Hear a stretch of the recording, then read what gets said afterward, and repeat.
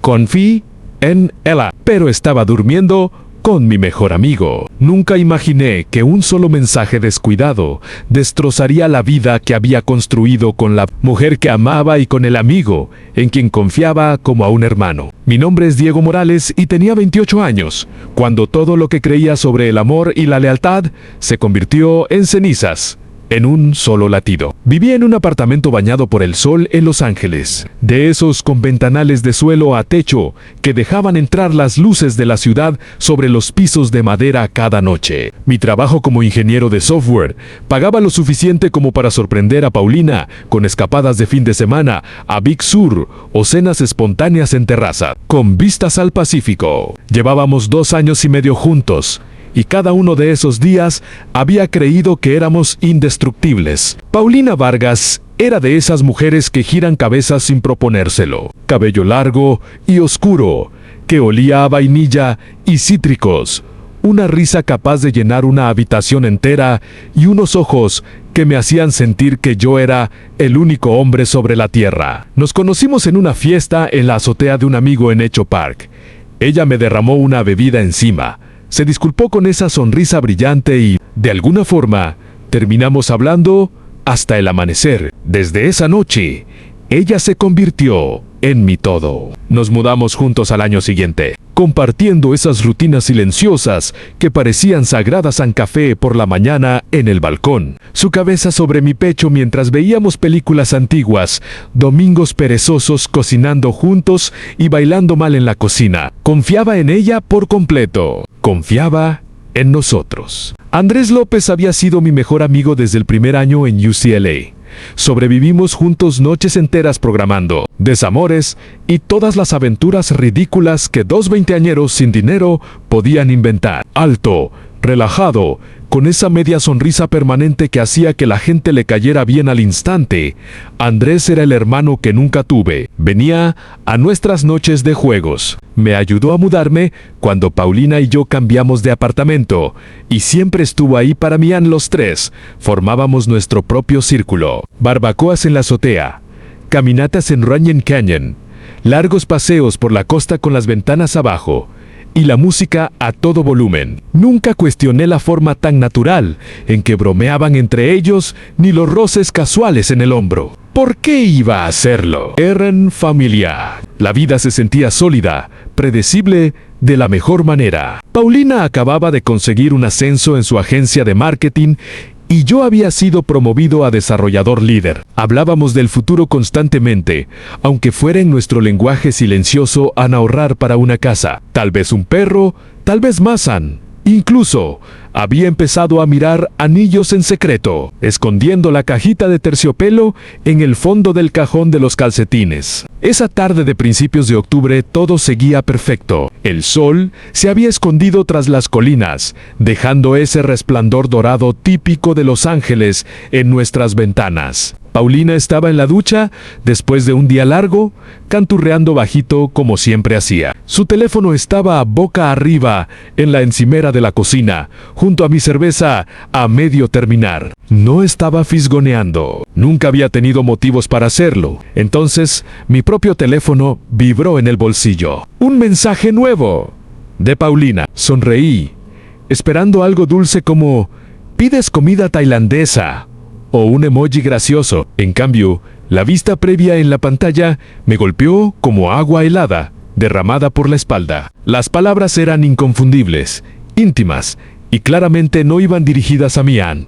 Hablaban de encuentros secretos, de cuerpos apretados en la oscuridad, de placer que no tenía nada que ver con el hombre al que ella regresaba cada noche. Mi pulgar se quedó suspendido sobre el mensaje, el corazón latiéndome tan fuerte que lo sentía en la garganta. El remitente aparecía como su nombre, pero cada sílaba gritaba que ese texto había sido enviado a otra persona. Alguien que sabía exactamente cómo sonaba ella cuando susurraba en la penumbra. Me quedé congelado en la cocina. El olor a ajo de la cena que ella había empezado todavía flotando en el aire, mientras la ducha seguía corriendo de fondo. Las luces de la ciudad afuera de repente se veían más frías, más dura. En ese único instante, los cimientos de toda mi vida se abrieron de par en par. No me moví. No respiré. Solo miré la pantalla brillante y sentí la primera ola fría de la traición inundándome, sabiendo que nada de lo que creía sobre la mujer que amaba, ni sobre el amigo, al que llamaba hermano, volvería a ser igual. A la mañana siguiente, llegó con una normalidad cruel. La luz del sol se coló por las persianas exactamente igual que siempre. Paulina me besó la mejilla antes de irse al trabajo, sus labios cálidos y familiares contra mi piel, como si el mensaje que leí la noche anterior hubiera sido solo una pesadilla. Le devolví la sonrisa, le dije que la amaba con el mismo tono de siempre, y la vi marcharse. Pero por dentro algo ya había muerto. Llamé al trabajo, diciendo que estaba enfermo por primera vez en años. Me senté a la mesa de la cocina y me quedé mirando el mismo teléfono que me había entregado el mensaje fatal. No estoy orgulloso de lo que hice después, pero la necesidad de saber ardía más fuerte que la vergüenza. Mientras ella estaba en la oficina, abrí su teléfono, algo que nunca había hecho en toda nuestra relación. El código seguía siendo la fecha en que nos conocimos. Dentro, la evidencia se desplegó como un accidente automovilístico a cámara lenta. Hilos de mensajes eliminados con Andrés, que habían sido borrados con cuidado, pero no perfectamente. Fotos tomadas en habitaciones de hotel que no reconocía. Marcas de tiempo de noches en las que pensaba que ella trabajaba hasta tarde. Recibos de hotel en su correo. Lo peor era cuánto tiempo llevaba ocurriendo en 6 meses de tardes robadas. Secretos susurrados y mentiras tan gruesas que apenas podía respirar. Cada recuerdo que tenía de los tres juntos ahora se reproducía con un contexto nuevo y enfermizo. El fin de semana que fuimos a San Diego y ambos desaparecieron 1 hora para al comprar snackies. La noche que Andrés se quedó a dormir en nuestro sofá después de beber demasiado y Paulina insistió en que no había problema. La forma en que siempre se sentaban uno al lado del otro en las cenas de grupo, con las rodillas rozándose bajo la mesa. Yo había sido el idiota que pagaba el Uber, que asaba las costillas, que confiaba en ambos con todo mi corazón. El dolor no era ruidoso, era un vacío profundo que se extendía por mi pecho y se instalaba detrás de mis ojos. Pasé el día conduciendo sin rumbo por la ciudad, pasando por la cafetería donde tuvimos nuestra primera cita de verdad, por el parque donde Andrés y yo jugábamos básquetbol callejero. Cada lugar ahora se sentía envenenado. Cuando regresé al complejo de apartamentos esa tarde, ya había juntado suficiente para saber que esto no había sido un error de una sola vez. Era una aventura completa, llevada a cabo justo bajo mis narices, en los espacios que yo había creado para nosotros. Paulina llegó a casa cansada pero sonriente. Se quitó los tacones y me preguntó cómo había estado mi día. Le dije que bien. Mi voz sonaba normal a mis manos. No temblaban, pero por dentro ya estaba planeando cómo ver toda la verdad con mis propios ojos, porque leer mensajes ya no era suficiente. Necesitaba presenciar lo que habían estado haciendo cuando creían que yo no miraba. Esa noche, mientras ella dormía a mi lado, con la respiración tranquila y serena, yo me quedé despierto mirando el techo. El anillo escondido en el cajón de los calcetines ahora parecía una broma cruel. En algún lugar, al otro lado de la ciudad, Andrés probablemente se estaba riendo de lo fácil que había sido robarle todo al hombre que nunca dudó de él. La traición tenía raíces más profundas de lo que podía medir y sabía que los próximos días me obligarían a enfrentar una realidad que nunca quise ver. La mujer que amaba y el hermano que había elegido compartían una cama que no les pertenecía a ninguno de los dos, y yo era el único que todavía fingía que el suelo no se estaba desmoronando bajo nuestros pies. 3 días después, la prueba definitiva llegó de la forma más cruel posible. Había empezado a salir temprano del trabajo con la excusa de citas médicas. Dejaba el coche a varias cuadras del edificio y esperaba. La cuarta tarde vi el auto de Paulina entrar al estacionamiento de un hotel de gama media en West Hollywood, de esos que cobran por horas y no hacen preguntas. El SUV negro de Andrés ya estaba ahí. Me quedé sentado al volante de mi coche, motor apagado, las manos apretando el volante con tanta fuerza que los nudillos se me pusieron blancos. Los minutos se estiraron en una eternidad de escenas imaginadas que no podía borrar. Cuando finalmente salieron 2 horas después, La verdad se volvió innegable. El cabello de Paulina estaba ligeramente desordenado de esa forma tan conocida después de la intimidad. Andrés se inclinó y la besó. Lento, familiar, posesivo, bajo la sombra del toldo del hotel, antes de que se separaran. Ella se fue a casa. Él tomó la dirección contraria. No lo seguí a ninguno. Solo me quedé ahí hasta que las farolas se encendieron, sintiendo como cada recuerdo de risas, lealtad y amor se vaciaba de mí como sangre de una herida abierta. Esa misma noche, llegué a casa y la encontré cocinando otra vez. El mismo olor a ajo de la noche en que llegó el mensaje, llenando el apartamento. Me saludó con el mismo beso, la misma sonrisa, pero esta vez vi la marca tenue en su cuello que el maquillaje no había cubierto del todo. Vi cómo sus ojos se desviaban al teléfono cuando vibró. Lo vi todo en la confrontación ocurrió sin alzar la voz. Simplemente puse sobre la encimera de la cocina los recibos impresos del hotel, los mensajes eliminados recuperados y una sola foto que tomé desde el otro lado de la calle. Ella se quedó helada.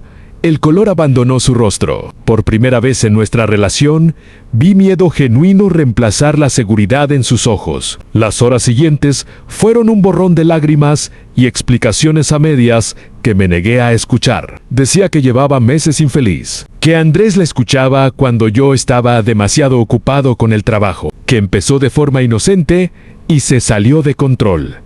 Nada de eso importaba. Los detalles solo afilaban más el cuchillo que ya tenía clavado en el pecho. Andrés había sido mi padrino en la boda de mi primo, el que me ayudó a elegir nuestro primer árbol de Navidad, el que llamaba a las 2 de la mañana cuando murió mi padre. Ahora era el hombre que había ocupado mi lugar en la cama que yo pagaba, en la vida que yo había construido. A medianoche, el apartamento se sentía como una tumba. Paulina empacó una maleta y se fue a casa de una amiga. No la detuve. Me quedé sentado en el sofá en la oscuridad, rodeado de los restos de nuestra vida compartida, en su taza favorita todavía, en la encimera, nuestras fotos enmarcadas en la pared, la manta que compramos juntos en un viaje a México. El dolor había pasado de la rabia a un vacío infinito y entumecido. Todo lo que había creído sobre la confianza, la amistad y el amor había sido una ilusión cuidadosamente construida, y las dos personas a las que más había entregado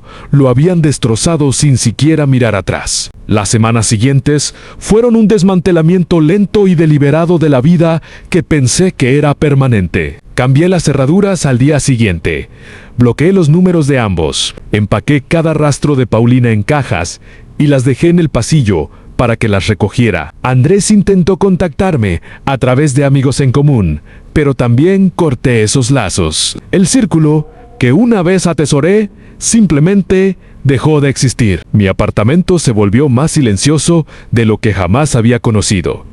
Las mañanas ya no olían a su café. Las noches ya no resonaban con su risa. El silencio era a la vez castigo y alivio. Me lancé al trabajo con una intensidad que sorprendió a mi jefe. Las noches largas en la oficina se convirtieron en mi nueva normalidad. Empecé a correr por los senderos de Griffith Park antes del amanecer, empujando mi cuerpo hasta que el dolor físico ahogara el emocional. Los amigos que no sabían toda la historia preguntaban por qué Paulina había desaparecido de repente. Les daba la versión corta a las cosas no funcionaron y lo dejaba ahí. Algunos sospechaban la verdad de todos modos. Los Ángeles es una ciudad pequeña cuando la traición se propaga. Con el tiempo la rabia se enfrió hasta convertirse en algo más duro y claro. Comprendí que la traición no era solo sobre sexo o momentos robados. Era sobre la forma tan casual en que ambos decidieron que mi confianza era desechable. Paulina eligió la comodidad y la emoción por encima del hombre que había reorganizado toda su vida alrededor de sus sueños. Andrés eligió el placer robado por encima de 20 años de hermandad. Ninguno de los dos merecía el espacio que alguna vez ocuparon en mi corazón. 6 meses después de aquel primer mensaje descuidado, me paré en el mismo balcón donde Paulina y yo solíamos tomar café por las mañanas. Las luces de la ciudad todavía brillaban abajo, pero ahora parecían posibilidad en lugar de pérdida. Había empezado a salir con otras personas. Nada serio todavía, solo cafés y conversaciones honestas con mujeres que no se escondían detrás de sonrisas perfectas. El anillo que una vez compré lo vendí a un joyero del centro. El dinero fue a una nueva cuenta de ahorros para un viaje solo a Europa que siempre había pospuesto. Nunca tuve el enfrentamiento dramático que alguna vez imaginé. No hubo gritos, no hubo golpes. El final fue más silencioso y definitivo que eso. Simplemente me alejé de ambos y me negué a mirar atrás. La cicatriz que dejaron siempre estará ahí, pero las cicatrices son prueba de que sobreviviste a algo que estaba destinado a matarte. Mi nombre sigue siendo Diego Morales. Ahora tengo 29 años, y aunque la traición me cortó más profundo de lo que jamás imaginé, también me enseñó la única verdad que nadie más podía quitarme.